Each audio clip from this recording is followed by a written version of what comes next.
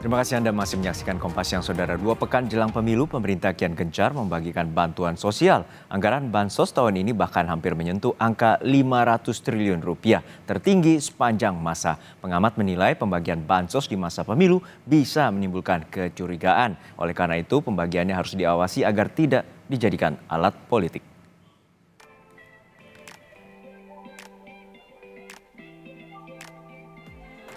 Bansos beras 10 kg ternyata bukan satu-satunya bansos yang akan dibagikan pemerintah awal tahun 2024 ini. Pemerintah juga akan menggelontorkan bantuan langsung tunai BLT mitigasi resiko pangan sebesar Rp200.000 per bulan. BLT pangan baru ini akan diberikan pada 18,8 juta keluarga penerima manfaat. Pemerintah menganggarkan dana APBN sebesar Rp11,2 triliun untuk BLT terbaru ini.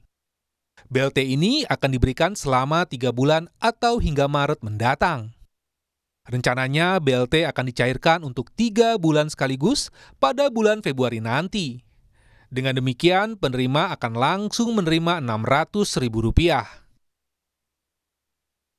Kemudian pemerintah juga telah memutuskan dengan program bantuan pangan, di mana bantuan pangan beras sampai bulan Juni sebesar 10 kg, dan bantuan langsung tunai dengan judul mitigasi resiko pangan untuk 3 bulan, dan itu akan dievaluasi 3 bulan lagi, dan 3 bulan pertama diberikan nanti sekitar bulan Februari, yang besarnya Rp200.000 per bulan.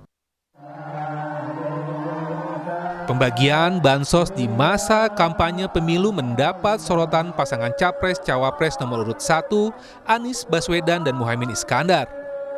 Anies menyatakan bansos seharusnya diberikan sesuai kebutuhan rakyat, bukan disesuaikan dengan jadwal kebutuhan politik si pemberi.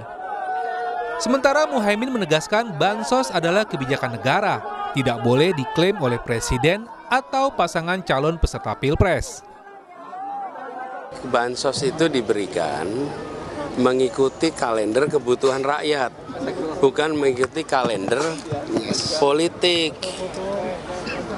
Kapan rakyat membutuhkan, di situ diberi bansos. Ada jadwalnya, jadwalnya sesuai kebutuhan rakyat, bukan sesuai dengan jadwal kebutuhan politik yang mau memberi. Karena yang memberi itu negara, yang nanti menyampaikan aparat pemerintah. Tolong semua rakyat paham bahwa yang dibagikan oleh Presiden maupun pemerintah itu uang APBN yang diketok oleh DPR. Tidak boleh ada satupun yang mengklaim itu bantuan Presiden, bantuan Menteri, apalagi bantuan pasangan calon. Memang eksekusi ada di tangan pemerintah dan Presiden. Kita harap Presiden fair. Presiden benar-benar menggunakan bansos sebagai negarawan, bukan sebagai politisi. Kualat, Pak. Stali Tiga Uang Capres nomor urut 3 Mahfud MD juga menyebut bansos bukan diberikan karena kemurahan seseorang, tetapi diatur oleh konstitusi. Ingin bicarakan tentang bansos itu menyangkut 3 hal. Satu, bahwa bansos itu bukan bantuan dari pemerintah, tapi bantuan dari negara. Negara itu kalau penyelenggara sehari-harinya adalah pemerintah dan DPR. Berarti bansos itu bukan karena kemurahan seseorang, tapi memang ada di dalam ketentuan hukum. Tidak boleh itu dianggap bantuan dari seseorang yang berakibat bahwa itu dianggap sedekah.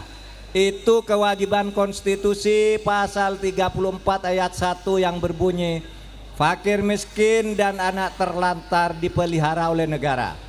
Lalu itu diturunkan di dalam APBN oleh DPR bersama pemerintah, bukan oleh pemerintah sendiri. Pengamat politik Ujang Komarudin menilai pembagian bansos di masa pemilu bisa menimbulkan kecurigaan. Oleh karena itu, pembagiannya harus diawasi agar tidak dijadikan alat politik.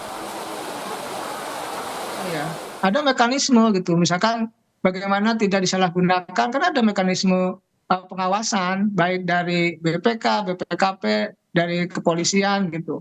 Bahkan kita pun semua rakyat Indonesia bisa mengawasi, misalkan dari ormas, ya kan, dari kita masyarakat, ya kita awasi bersama lah, agar memang kecurigaan publik, kecurigaan masyarakat, atau katakanlah lawan politik Jokowi itu tidak berdasar. Kita agar sama-sama enak menjalankan pemerintahan.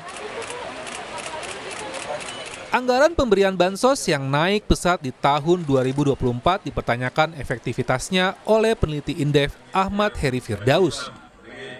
Menurut Ahmad, pembagian bansos tidak sebanding dengan percepatan pertumbuhan ekonomi Indonesia.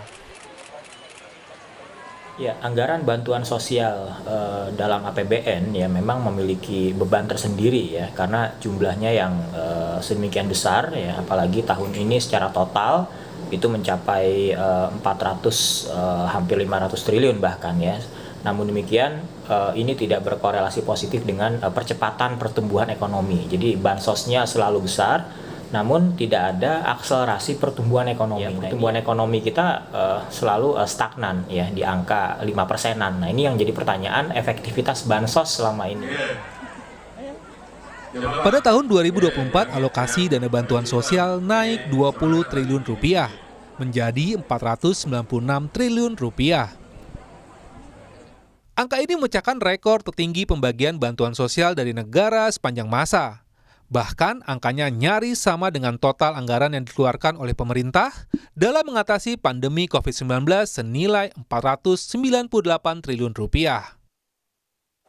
Tim Liputan, Kompas TV.